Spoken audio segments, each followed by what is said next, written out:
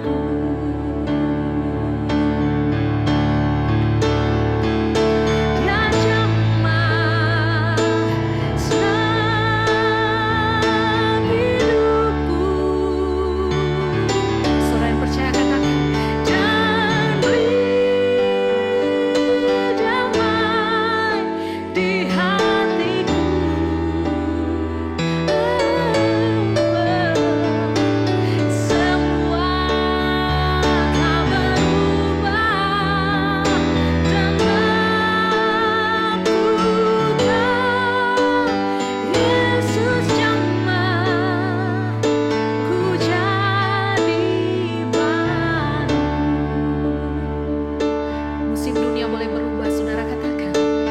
Semua telah berubah dan aku tahu Yesus jamah ku jadi baru.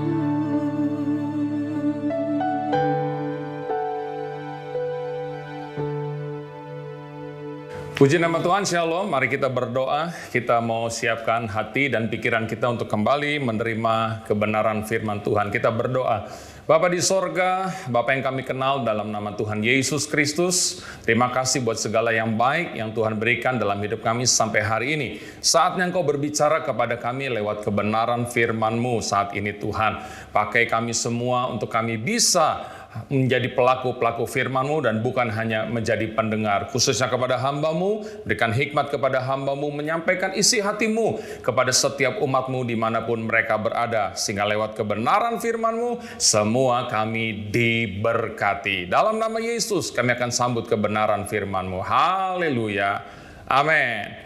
Puji nama Tuhan, shalom buat kita semua. Saya yakin dan percaya Tuhan selalu baik di dalam setiap kehidupan kita. Terima kasih buat GBI Rem yang terus mempercayakan saya untuk bisa menyampaikan firman Tuhan. Tuhan memberkati. Mari saudara, kita akan sama-sama melihat kebenaran firman Tuhan di dalam 1 Samuel pasalnya yang ke-14, ayatnya yang ke-6. Saya memberikan tema kepada kita, Tuhan selalu bisa. 1 Samuel 14 ayat 6 firman Tuhan berkata demikian.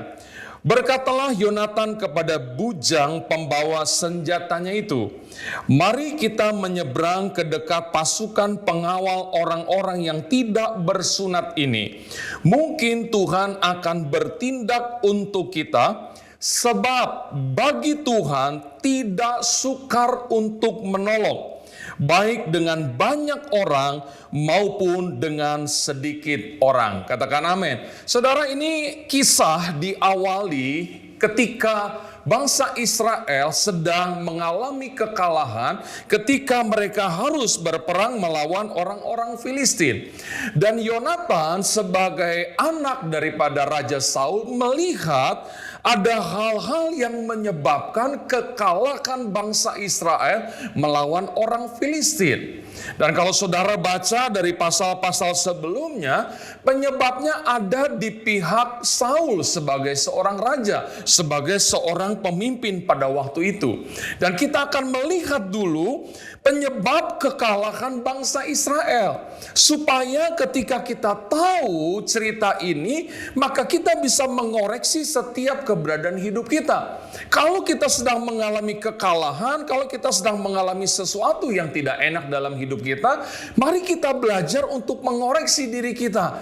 Apa yang menyebabkan kita mengalami hal-hal yang tidak mengenakan dalam hidup kita? Nah, saya mencatat ada beberapa kesalahan yang dilakukan oleh Saul.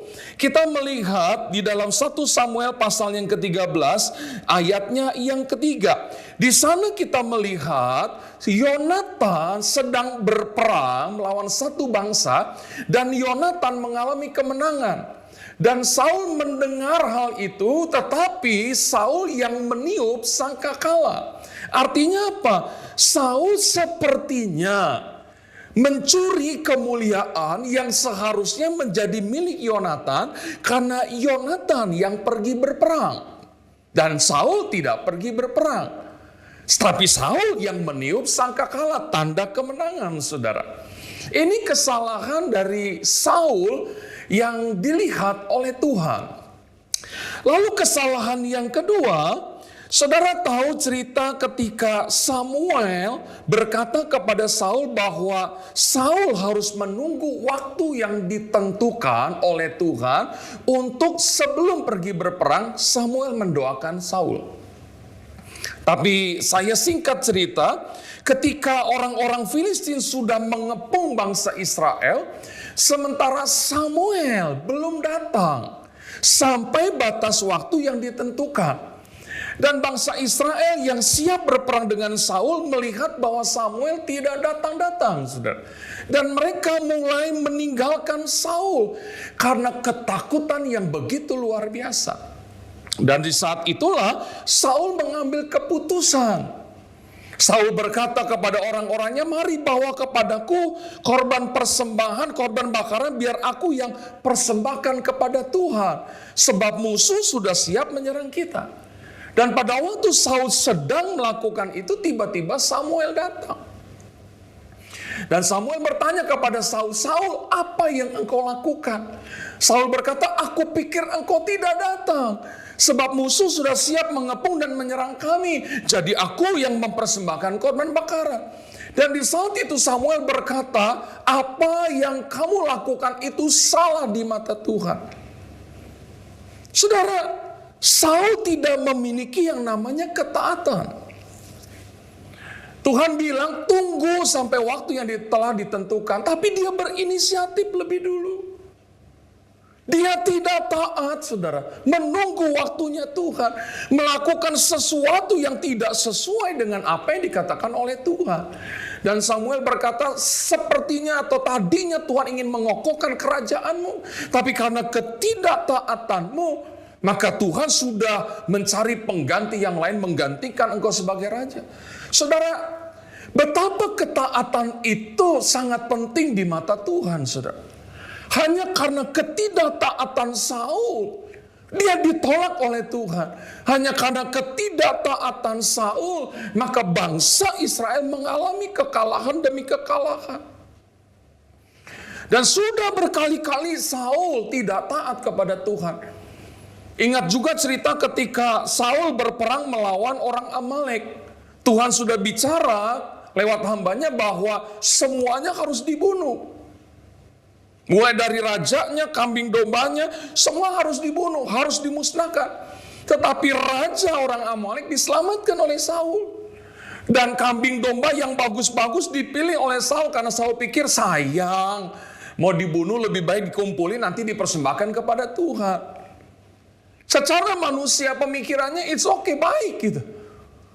Tapi ketika dia lakukan itu, dia sedang melakukan ketidaktaatan di hadapan Tuhan, saudara. Maka di hari-hari ini ketika kita harus banyak mengalami hal-hal yang tidak mengenakan dalam hidup kita. Ada kekalahan demi kekalahan, ada kerugian demi kerugian, ada kegagalan demi kegagalan mungkin dalam hidup kita. Maka betapa baiknya kita mengoreksi setiap kehidupan kita. Jangan-jangan ada ketidaktaatan dalam setiap kehidupan kita, saudara. Coba kita lihat, saudara. Saya percaya ketika kita memiliki ketaatan terhadap firman Tuhan, setiap kali firman Tuhan disampaikan, setiap kali Bapak Ibu Saudara mendengar firman Tuhan dari hamba Tuhan siapapun, dan saudara mengambil keputusan untuk melakukannya dalam hidup saudara, saya percaya ada kemenangan, ada pembelaan Tuhan, ada keberhasilan. Tapi mungkin sampai hari ini kita tidak mengalami sesuatu yang luar biasa. Mungkin karena ada ketidaktaatan dalam setiap kehidupan kita. Dengar firman Tuhan lalu kita sepertinya sudah, yang penting aku sudah melakukan kewajibanku sebagai anak Tuhan dengan ibadah online, dengan dengar firman Tuhan, dengan datang ke gereja. Tanpa kita memikirkan untuk melakukannya sepulang dari kita dengar firman Tuhan. Saudara, mungkin secara absensi, kita menjadi orang-orang yang selalu hadir di dalam rumah Tuhan. Kita adalah orang-orang yang suka berkorban untuk pekerjaan Tuhan. Kita mengembalikan apa yang menjadi milik Tuhan, saudara. Tetapi di sisi lain, setiap kali firman Tuhan datang dalam hidup kita, kita tidak memiliki ketaatan untuk melakukannya dalam hidup kita. Mungkin ini yang harus menjadi koreksi di dalam setiap kehidupan kita. Dan pada cerita ini Yonatan melihat hal itu. Oh, kesalahannya adalah karena Saul ayahku yang menjadi raja bangsa Israel tidak memiliki ketaatan. Dan akhirnya Yonatan melakukan sesuatu untuk mengembalikan kondisi bangsa Israel, untuk kembali meraih kemenangan. Haleluya. Sampai sini kita bisa melihat penyebab kekalahan dari bangsa Israel. Dan tentunya ketika kita mengalami hal ini, kita mau dong merubah situasi kondisi. Kita tidak mau terus tinggal dalam kegagalan, kita tidak mau terus tinggal di dalam kekalahan. Pasti kita mau maju dan mengubah segala sesuatu. Dan segala sesuatu ini diubah oleh Yonatan, saudara. Kita akan melihat hal yang pertama untuk bisa merubah situasi dan kondisi dari kekalahan menjadi kemenangan, saudara. Kalau saudara lihat di dalam 1 Samuel 14 ayatnya yang pertama. 1 Samuel pasal yang ke-14 ayat pertama kita baca. Pada suatu hari Yonatan bin Saul berkata kepada bujang pembawa senjatanya, "Mari kita menyeberang ke dekat pasukan pengawal orang Filistin yang di sebelah sana." Tetapi tidak diberitahukannya hal itu kepada ayahnya. Artinya saudara, Saul yang tidak taat kepada Tuhan ditinggalkan oleh Yonatan. Karena Yonatan pergi tanpa memberitahu ayahnya Saul. Artinya Yonatan memisahkan diri dari ketidaktaatan, saudara. Jadi hal yang pertama untuk kita bisa merubah situasi dan kondisi dalam hidup kita, tinggalkan ketidaktaatan, saudara. Mari kita belajar untuk memulai sesuatu yang baru dalam setiap kehidupan kita. Tiap kali selesai kita dengar firman Tuhan, coba saudara dan saya punya semangat untuk coba melakukannya. Mungkin kalau saudara dengar di hari Minggu, saudara mulai hari Senin, hari Selasa, hari Rabu, hari Kamis terus. Apa yang saudara dapat dari firman Tuhan? Mungkin hari ini, di saat ini saudara dengar firman Tuhan tentang ketidaktaatan. Coba mulai besok, seterusnya saudara mulai taat kepada kebenaran firman Tuhan. Dengan kesungguhan hati kita. Dan kita juga memperhatikan keadaan hidup kita. Saya percaya Tuhan akan membela hidup kita dengan luar biasa. Ketika kita mulai meninggalkan ketidaktaatan dalam hidup kita. Tanpa kita sadari mungkin kita sudah terlalu lama tinggal di dalam ketidaktaatan, saudara. Dan sekarang adalah waktunya bagi kita untuk merubah ketidaktaatan menjadi ketaatan dalam hidup kita. Seperti yang dilakukan oleh Yonatan, saudara. Sesuatu yang luar biasa, saudara. Lalu yang kedua, apa yang Yonatan lakukan setelah dia meninggalkan Saul yang tidak taat, saudara? Kalau saudara baca dan kita kembali membaca 1 Samuel pasal yang 14 ayatnya yang ke-6. 1 Samuel pasal 14 ayatnya yang ke-6 tadi kita sudah baca. Berkatalah Yonatan kepada bujang pembawa senjatanya itu, "Mari kita menyeberang ke dekat pasukan pengawal orang-orang yang tidak bersunat ini. Mungkin Tuhan akan bertindak untuk menolong kita. Sebab bagi Tuhan tidak sukar untuk menolong, baik dengan banyak orang maupun dengan sedikit orang." Saudara, dari ayat ini, dari perkataan Yonatan ini kita melihat ada satu kepercayaan yang luar biasa dalam diri Yonatan kepada Tuhan, saudara. Dia berkata, tidak sukar bagi Tuhan untuk menolong kita, baik dengan banyak orang maupun dengan sedikit orang. Dan ternyata yang pergi menyerang cuman Yonatan bersama dengan bujang yang cuma kerjanya membawa senjatanya, saudara. Dan mereka pergi loh. Mereka menyerang orang Filistin cuma berdua. Tapi mereka menyerang musuh dengan apa? Kepercayaan yang luar biasa. Sebab bagi Tuhan tidak sukar untuk menolong. Baik dengan orang banyak maupun dengan sedikit orang. Artinya apa? Tuhan selalu bisa untuk menolong setiap kehidupan saudara dan saya. Maka saya berikan tema khotbah saya, Tuhan selalu bisa, saudara. Taruh itu dalam hati dan pikiran kita, Tuhan selalu bisa. Di saat kita nggak bisa, bicara kepada hati dan pikiranmu, Tuhan selalu bisa. Di saat engkau sakit dan sepertinya dokter sudah angkat tangan dan tidak ada obat lagi yang bisa menyembuhkan engkau, ngomong dalam hati dan pikiranmu, Tuhanku selalu bisa. Seperti apa yang dikatakan oleh Yonatan. Ini kepercayaan yang luar biasa. Karena setelah dia yakin, setelah dia punya kepercayaan yang luar biasa kepada Tuhan, dia berangkat, saudara, berdua. Menyerang orang Filistin yang jumlahnya banyak. kepercayaan yang gak biasa, saudara. Dan di hari-hari ini, di tengah-tengah situasi kondisi yang tidak menentu, saudara, kita perlu kepercayaan tingkat tinggi.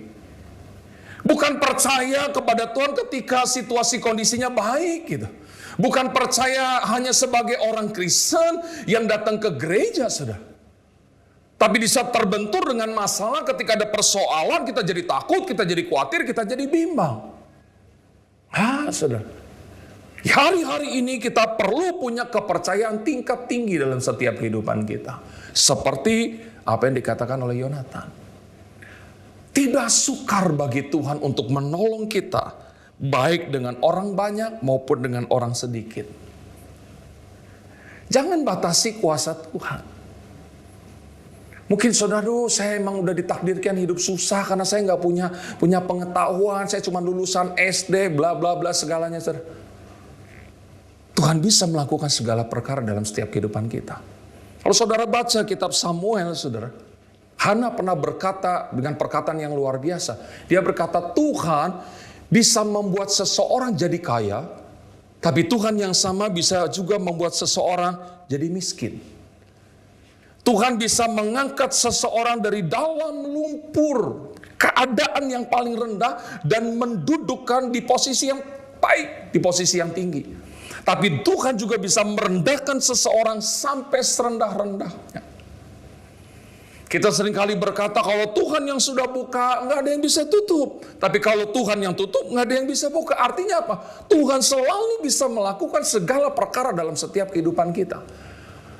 Intinya Tuhan mau kita memiliki kepercayaan tingkat tinggi. Mari di hari-hari ini naikkan level kepercayaanmu kepada Tuhan. Sekalipun situasi dan kondisi yang sedang kau hadapi bukanlah situasi dan kondisi yang bisa membuat engkau percaya kepada Tuhan. Sepertinya jalan buntu, nggak ada jalan. Sepertinya kemustahilan di depan saudara. Tapi saya mau ingatkan lewat kebenaran firman Tuhan hari ini. Untuk merubah situasi dan kondisi, engkau perlu kepercayaan tingkat tinggi. Naikkan level kepercayaanmu kepada Tuhan. Jangan percaya yang biasa-biasa aja. Tapi percaya sungguh. Percaya sungguh kepada Tuhan, salah satu tandanya adalah memiliki ketaatan untuk melakukan setiap kebenaran firman Tuhan. Karena saudara percaya itu adalah perkataan Tuhan, pasti saudara akan pulang dan lakukan firman Tuhan itu. Itu salah satu bukti bahwa Anda adalah orang-orang yang percaya kepada Tuhan. Haleluya, saudara. Tidak sukar bagi Tuhan untuk menolong, baik dengan banyak orang maupun dengan sedikit orang. Aduh, saudara. Sekalipun kita nggak punya apa-apa, asalkan ada Tuhan dalam hidup kita, maka Tuhan akan mampukan, membimbing, mengarahkan, memberikan kita hikmat untuk melakukan segala perkara dalam hidup kita. Dan pasti ada sesuatu yang luar biasa yang akan kita terima di dalam setiap kehidupan kita. Haleluya, saudara. Yang ketiga, saudara, hal yang dilakukan oleh Yonatan untuk merubah keadaan dari kekalahan menjadi kemenangan. Kita lihat di dalam 1 Samuel 14 ayatnya yang ke-7. 1 Samuel pasalnya yang ke-14 ayatnya yang ke-7.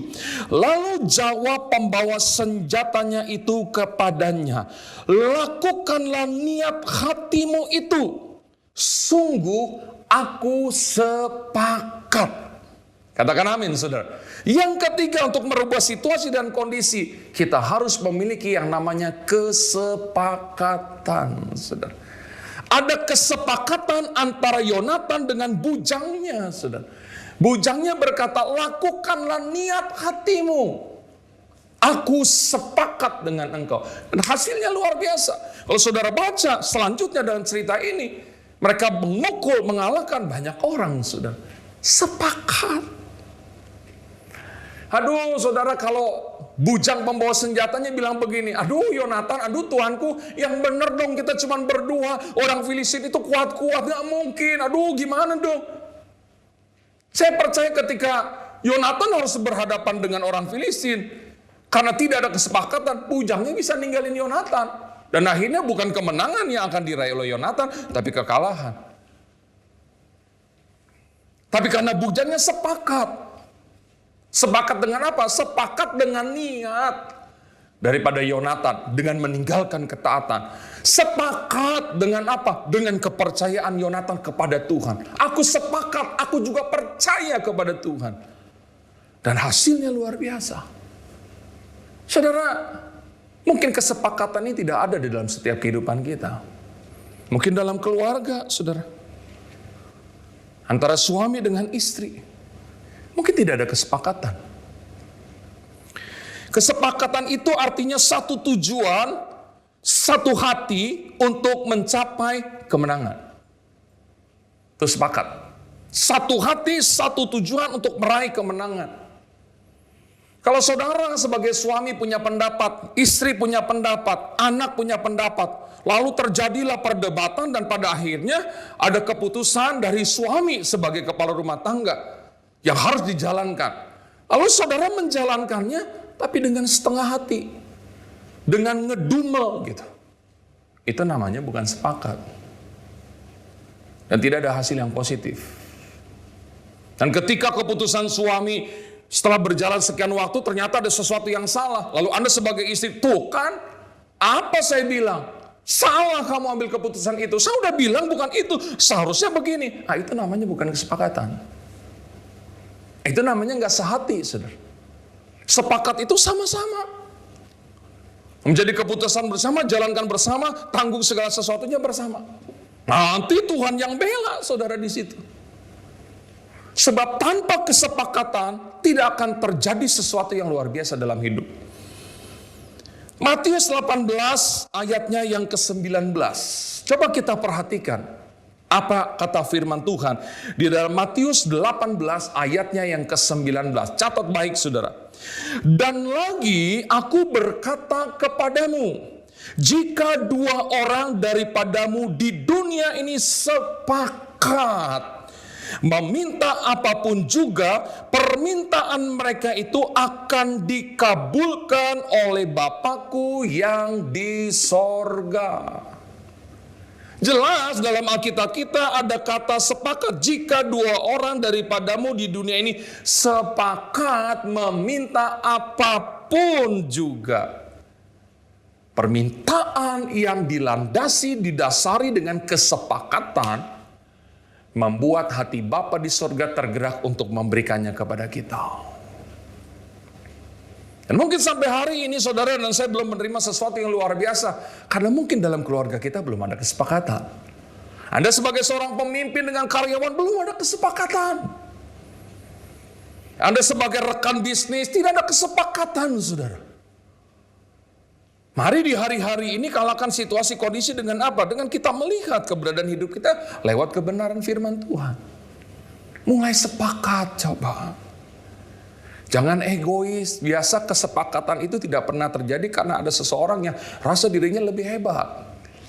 Karena ada keegoisan dari salah satu pihak, maka kesepakatan itu tidak pernah terjadi, saudara. Dan selama kesepakatan tidak terjadi, saudara, kita bisa melihat akan ada sesuatu yang luar biasa terjadi dalam setiap kehidupan kita, saudara. Walaupun kita minta dan kita tahu Tuhan itu selalu bisa. Tapi Tuhan akan melakukan kuasanya dalam setiap kehidupan kita ketika kita meninggalkan ketidaktaatan. Ketika kita punya level kepercayaan tingkat tinggi, saudara. Dan ketika kita punya kesepakatan dalam setiap kehidupan kita. 3 perkara ini mendasari kebenaran firman Tuhan yang saya sampaikan kepada kita, saudara. Mari kita belajar. Ada ayat firman Tuhan yang berkata, ajarlah kepada kami menghitung hari-hari kami sedemikian, supaya kami beroleh hati yang bijaksana. Artinya apa, saudara? Artinya kita koreksi diri kita dari hari ke sehari. Lewat setiap peristiwa, pengalaman, apapun yang terjadi, kita bisa mengoreksi hidup kita. Ajar kepada kami menghitung hari-hari kami. Kalau hari ini kita gagal, kalau minggu ini kita gagal, kalau bulan ini kita gagal, ajar kepada kami menghitung hari-hari kegagalan kami. Apa yang menyebabkan kita gagal? Kalau hari-hari ini kita kehilangan damai sejahtera sukacita, ajar kepada kami menghitung hari-hari kami. Apa penyebab kita kehilangan damai sejahtera, sehingga damai sejahtera itu tidak kita rasakan sepanjang minggu atau sepanjang bulan yang berjalan. Itu maksud firman Tuhan. Supaya di hari kedepannya, di waktu berikutnya kita perbaiki. Seperti Yonatan melihat penyebab kekalahan bangsa Israel. Karena ketidaktaatan ayahnya. Karena ada kesombongan, curi kemuliaan. Bukan dia yang berperang, tetapi dia yang meniup sangkakala, tanda kemenangan. Sehingga orang-orang lihat, oh hebat Saul mengalahkan musuh kita. Padahal yang perang Yonatan. Nggak taat, saudara. Dan Yonatan tahu itu penyebab kekalahan. Kita juga harus tahu apa yang menyebabkan kita nggak diberkati Tuhan. Apa yang menyebabkan kita nggak sukses. Apa yang menyebabkan kita tidak dipercaya dengan berkat-berkat yang luar biasa daripada Tuhan. Apa yang menyebabkan kita tidak pernah mendapatkan sesuatu seperti yang kita harapkan. Untuk kita dapatkan dalam setiap kehidupan kita. Belajar mengoreksi diri. Belajar memperbaharui, saudara. Tinggalkan ketidaktaatan, tingkatkan kepercayaanmu kepada Tuhan. Dan miliki kesepakatan dalam hidupmu. Suami dengan istri, istri dengan suami, orang tua dengan anak, anak dengan orang tua, pimpinan dengan bawahan, semuanya. Di mana ada kesepakatan, apa saja yang mereka minta, maka Bapa di sorga akan mengabulkan permintaan mereka. Oh, saudara, sesuatu yang luar biasa akan terjadi dalam kehidupan saudara dan saya ketika firman Tuhan yang sudah kita dengar sore hari ini kita lakukan di dalam setiap kehidupan kita dimanapun kita berada. Puji nama Tuhan. Saya tidak panjangkan kebenaran firman Tuhan yang ada, tetapi saya yakin dan percaya Roh Kudus akan menolong setiap kehidupan kita sehingga kita bukan hanya menjadi pendengar, tapi kita menjadi pelaku-pelaku firman Tuhan. Mari kita berdoa. Bapa di sorga, terima kasih buat kebenaran firman Tuhan yang di dalamnya kami terima nasihat, yang di dalamnya kami terima teguran, tetapi di dalamnya juga kami terima motivasi. Bapa, materaikanlah setiap kebenaran firman-Mu tertanam dalam setiap kehidupan kami, dan berikan kami kekuatan kemampuan sehingga kami bukan hanya menjadi pendengar, tapi kami menjadi pelaku-pelaku firman-Mu dimanapun kami berada. Maka kami yakin dan percaya segala yang baik, segala yang Kau janjikan akan Kau kerjakan di dalam setiap kehidupan kami semua. Hamba-Mu berdoa bagi setiap umat-Mu yang mendengarkan firman Tuhan ini dimanapun mereka berada. Apapun yang menjadi pekerjaan mereka, usaha mereka, apapun yang sedang mereka hadapi dalam nama Yesus. Kuasa Tuhan menjangkau setiap kehidupan mereka, mengubahkan keadaan hidup mereka menjadi hidup yang luar biasa diberkati oleh Tuhan. Dan biarlah ketika Tuhan melakukan itu dalam setiap kehidupan mereka, mereka menjadi umat-Mu yang semakin hari semakin memuliakan nama Tuhan. Terima kasih Bapa di sorga, terpujilah Engkau Tuhan, kekal untuk selama-lamanya. Di dalam nama Tuhan Yesus Kristus, kami sudah berdoa dan mengucap syukur buat kebenaran firman-Mu. Semua yang diberkati Tuhan, mari bersama kita katakan, amin. Kiranya Tuhan Yesus yang luar biasa itu selalu memberkati kehidupan saudara. Haleluya.